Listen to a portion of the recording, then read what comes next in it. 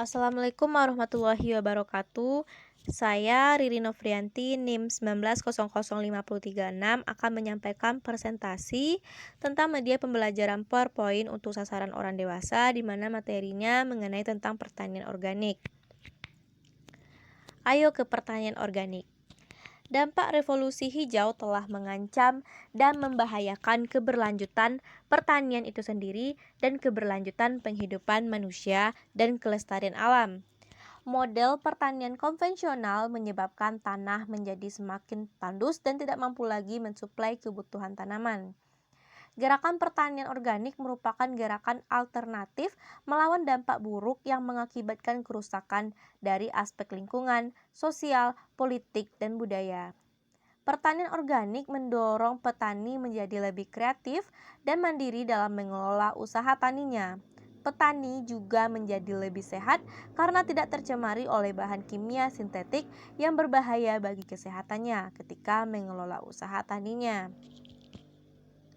Selanjutnya, mengapa pertanian organik?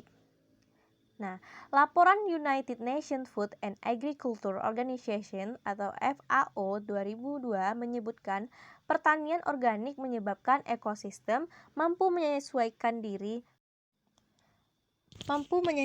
diri terhadap perubahan iklim dan berpotensi mengurangi gas rumah kaca pertanian karena pertanian organik lebih sedikit memancarkan nitroksida atau N2O. Dr. Mae Wan Ho dan Lim Chi Ching menyebutkan pertanian organik mampu mengurangi sekitar 30% emisi gas rumah kaca atau greenhouse gas dan menghemat 16% energi global. Hasil penelitian Broadbelt di Rockhampstead Experimental Station diperkirakan 4 ton CO2 atau dapat tersimpan pada tiap hektar lahan organik setiap tahun. Tantangan di Indonesia. Tantangan yang pertama yaitu tantangan terbesar adalah bagaimana pendapatan per kapita anggota keluarga petani meningkat. Yang kedua adalah tantangan manajemen bukan politis. Yang ketiga, jadi yang diperlukan bukan subsidi, ekonomi kerakyatan dan sebagainya, melainkan upaya memaksimalkan sumber daya yang tersedia dan memberikan hasil yang maksimal karena pengelolaan yang efisien. Apa itu pertanian organik? Pertanian organik adalah sistem manajemen produksi holistik yang meningkatkan dan mengembangkan kesehatan agroekosistem termasuk keragaman hayati, siklus biologi ternak dan ikan, dan aktivitas biologi tanah.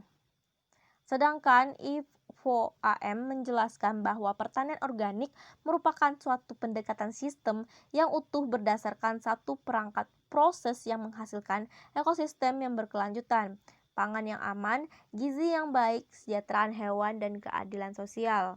Lalu, yang ketiga, sistem pertanian organik adalah sistem produksi holistik dan terpadu, mengoptimalkan kesehatan dan produktivitas agroekosistem secara alami, serta mampu menghasilkan pangan dan serat yang cukup, berkualitas, dan berkelanjutan, menurut Departemen Pertanian 2002. Tujuan pertanian organik. Yang pertama, mengoptimalkan kesehatan dan produktivitas dari komunitas yang saling terkait satu sama lain di dalam tanah, tanaman, hewan, maupun manusia. Yang kedua, mempromosikan penggunaan tanah, air, dan udara secara sehat, serta meminimalkan semua bentuk polusi yang dihasilkan oleh praktek-praktek pertanian. Lalu, menangani produk pertanian dengan penekanan pada cara pengolahan yang hati-hati untuk menjaga integritas organik dan mutu produk pada seluruh tanaman. Lalu selanjutnya adalah kriteria sistem pertanian organik. Kriteria sistem pertanian organik yang diberikan International Federation of Organic Agriculture Movements atau IFOAM adalah: yang pertama adalah lokalita. Pertanian organik berupaya mendayagunakan potensi lokalita yang ada sebagai suatu agroekosistem yang tertutup dengan memanfaatkan bahan-bahan baku atau input dari sekitar. Yang kedua, perbaikan tanah.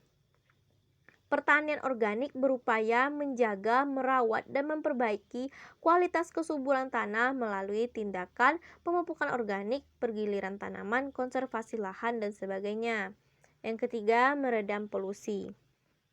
Pertanian organik dapat meredam terjadinya polusi air dan udara dengan menghindari pembuangan limbah dan pembakaran sisa-sisa tanaman secara sembarangan, serta menghindari penggunaan bahan sintetik yang dapat menjadi sumber polusi. Keunggulan sistem pertanian organik. Orisinil. Sistem pertanian organik lebih mengandalkan keaslian atau orisinalitas sistem budidaya tanaman atau hewan dengan menghindari rekayasa, genetika, ataupun introduksi teknologi yang tidak selaras alam. Intervensi budidaya manusia terhadap tanaman atau hewan tetap mengikuti kaidah-kaidah alamiah yang selaras, serasi, dan seimbang. Yang kedua, rasional.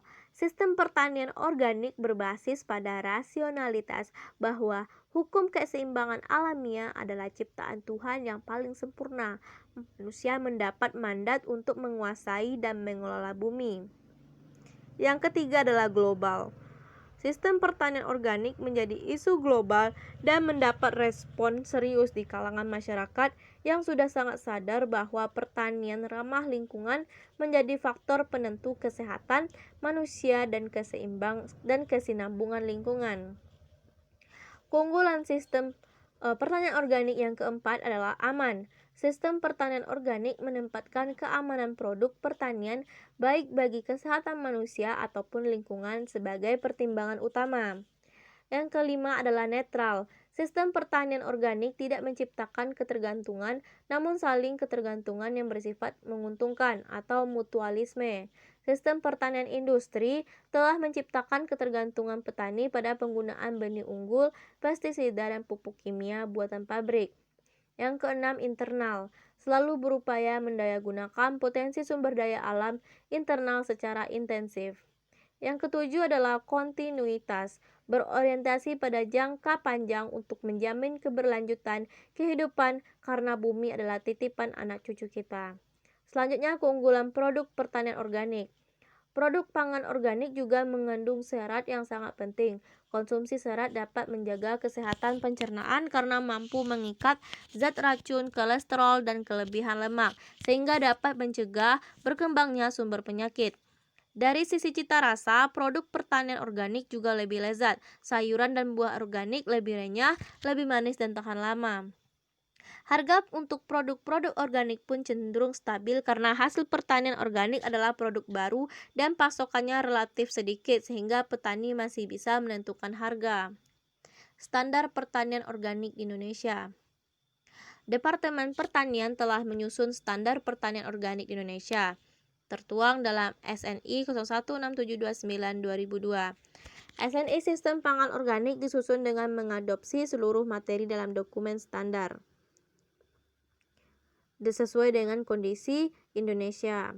Sistem pertanian organik menganut paham organic process, artinya semua proses sistem pertanian organik dimulai dari penyiapan lahan hingga pasca panen memenuhi standar budidaya organik, bukan dilihat dari organik yang dihasilkan. Tantangan pertanian organik. Pertanian organik adalah proses menghidupkan kembali tanah-tanah yang sudah mati akibat penggunaan pupuk organik dan pestisida sintetik. Proses ini disebut sebagai proses konversi, yaitu proses peralihan dari lahan konvensional menjadi lahan organik. Yang kedua, memberikan wawasan dan membangkitkan kreativitas. Dalam membuat ragam pupuk organik secara mandiri, perlu disadari bahwa pupuk organik tak hanya kompos. Yang ketiga, menciptakan kembali ekosistem yang rusak akibat residu dari pupuk dan pestisida kimiawi.